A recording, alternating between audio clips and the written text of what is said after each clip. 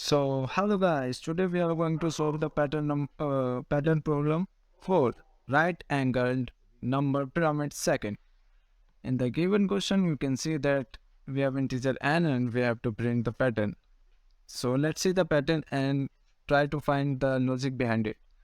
So in the given pattern, you can see that we have to print 1 in the first row and then we have to print 2 in the second row, but it incremented by 1, and we have to print 3 times 3 in the third row and 4 times 4 in the fourth row and 5 times 5 in the fifth row. So try to find the logic behind it by using the pen and register, guys. So now let's see the code.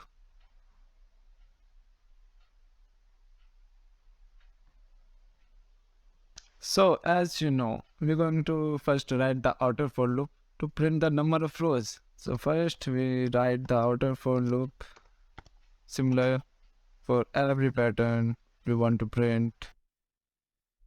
Just remember the outer for loop.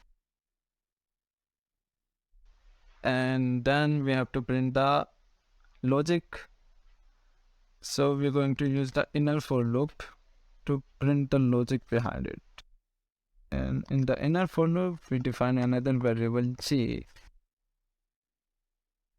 And they give the condition means the logic behind the pattern. Here, for now, I'm put this and then increment the value of j. So in the given question, you have to print 1 in the first line and 2 times 2 in the second line.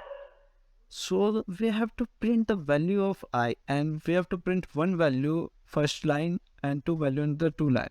So j is not equal to I, and it's equal to I, and it's start initialize from 1. So here, and then we want to print the I here because the value of I in the inner for loop is every time you can see that the value of I in inner for loop is equal to the value of j. Here you can see that if the j, for now j is 0 and value of I is also 0. So it's run one time and go, and then exit the loop, inner for loop, and go outside the loop and increment the value of I, then come inside the loop for inner for loop, and then the value of I is 2. The value of I is 2 now, and the value of j is for 1 because we initialize from the 1, sorry for the 0. Then it's print 2 times 2. It's print 2 value in the second line because in the third time the value of j is 3.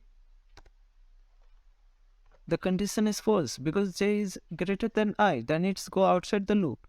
So now we're going to write the for loop body here,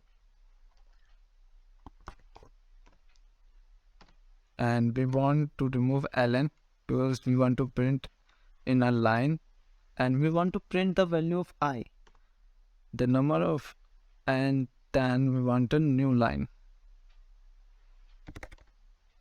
We want a new line after the inner for loop.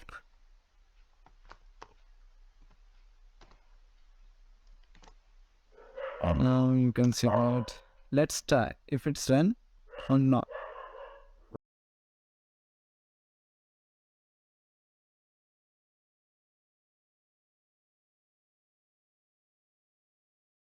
I'm going to enter for my lucky and favorite number. Now you can see that it's run on 3 times. Why? If you don't know about it, then stop the video and try to figure out.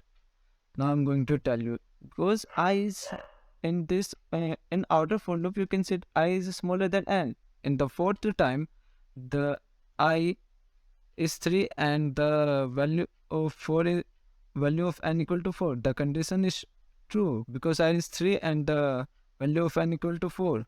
But in fourth term, the value of I is equal to 4 and the value of n is also equal to 4. Then the condition is false. Then it's exit the loop.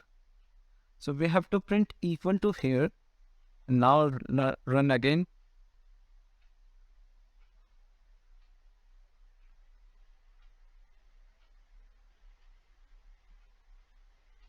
Now I'm going to enter 4 again, and now you can see the pattern here.